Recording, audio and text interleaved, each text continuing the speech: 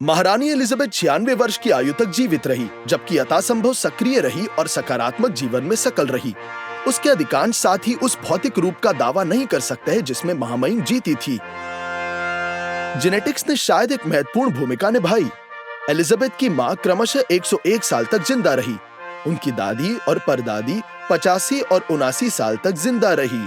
इस क्रम में लेकिन जेनेटिक्स वैज्ञानिकों के अनुसार केवल 20-30% जीवन प्रत्याशा को प्रभावित करती है और बाकी जीवन शैली और बाहरी कारकों पर निर्भर करता है। रानी आरामदायक परिस्थितियों में रहती थी, नियमित रूप से चिकित्सा परीक्षाएं करती रहती थी और योग्य मेडिकल केयर प्राप्त करती थी।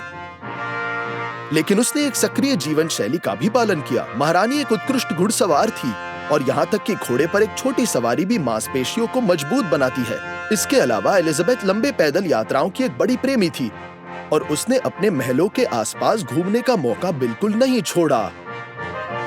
वह खुद अपने पालतू जानवरों कॉर्गी कुत्तों के साथ अक्सर चलती, जिससे उसकी दैनिक शारीरिक गतिविधियों में वृद्धि हुई। रानी की दीर्घायु का एक अन्य महत्वपूर्ण घटक पोषण है, जिसके मुख्य सिद्धांत सादगी और विविधता थे। एलिजाबेथ आमतौर पर एक दिन में 4 भोजन खाती थी। नाश्ते के लिए उबला हुआ अंडा, जैम के साथ टोस्ट, दूध के साथ कॉर्नफ्लेक्स और सूखे मेवे, दूध के साथ चाय परोसी जाती। दोपहर के भोजन के लिए शेफ अक्सर ग्रिल मछली या चिकन, सब्जी, साइड डिश और सैलेड पकाते थे। शाम 5 बजे पारंपरिक टी पार्टी के दौरान सम्राज्ञी मछली, कुकीज, केक, डार्क चॉकलेट या उसके पसंदीदा पेनी मक्खन और जैम के साथ ब्रेड के छोटे टुकड़े इन खानों का लुत्फ उठाती। सब्जियों के साथ पके हुए या तले हुए मांस या मछली के साथ रानी अक्सर 8 बजे डिनर कर लेती थी। कभी-कभी वह खुद को एक गिलास शैंपेन या किसी अन्य मादक पेय से ट्रीट करती। वह जिन, मार्टिनी और डेबोने को पसंद करती थी, जो कि छाल और विभिन्न जड़ी बूटियों के साथ फोर्टिफाइड वाइन पर आधारित एक फ्रांसीसी एपरेटिव है। उसी समय एलिजाबेथ ने इस सिद्धांत का पालन किया, दिन में 2 गिलास से अधिक ड्रिंक्स नहीं, और तब भी गिलास काफी छोटा और आंशिक रूप से भरा हुआ होता। महल में रसोइयों के अनुसार रानी ने कभी भी अतिभोजन नहीं किया और मेन्यू मौसमी और स्थानीय उत्पादों से पारंपरिक अंग्रेजी व्यंजनों के सरल रेसिपीज पर आधारित था। एलिजाबेथ द्वितीय बुरी आदतों के अधीन बिल्कुल नहीं थी। इस तथ्य के बावजूद कि उसकी युवावस्था में धूम्रपान फैशनेबल था, उसके पिता और बहन ने धूम्रपान किया। वह खुद मौलिक रूप से निकोटीन के खिलाफ थी।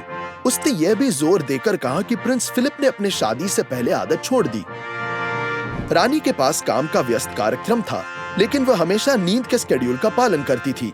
वह रात 12 के आसपास बिस्तर पर जाती थी और सप्ताह के दिन की परवाह किए बिना सुबह 7:30 बजे उठती थी। हालांकि एलिजाबेथ की शरीर उम्र के साथ कमजोर होता गया, लेकिन उसका दिमाग युवावस्था जैसे ही बना रहता था।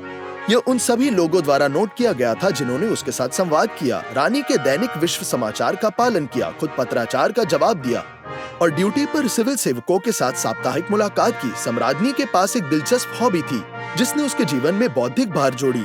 वह प्रधानमंत्रियों को आश्चर्यचकित करना पसंद करती थी। सरकारी समाचारों के कुछ गैर स्पष्ट पहलू को एक साथ उनको स्वागत भी कर लेती थी। मंत्री को आश्चर्य से पकड़ना कोई आसान काम नहीं है, जिसके लिए काफी प्रयास की आवश्यकता होती है।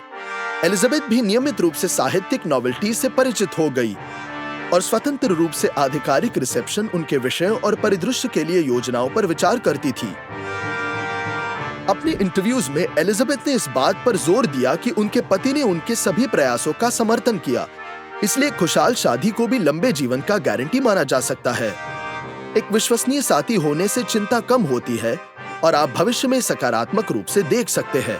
और वैज्ञानिकों ने लंबे समय से स्थापित किया है कि जीवन के प्रति सकारात्मक दृष्टिकोण वाले लोग निराशावाद की तुलना में अधिक समय तक जीवित रहते हैं। महामहिम एक उदाहरण थी कि बुढ़ापा एक समृद्ध, स्वस्थ जीवन के लिए बाधा नहीं है। और आपको क्या लगता है कि उसकी लंबी उम्र का मुख्य घटक क्या है?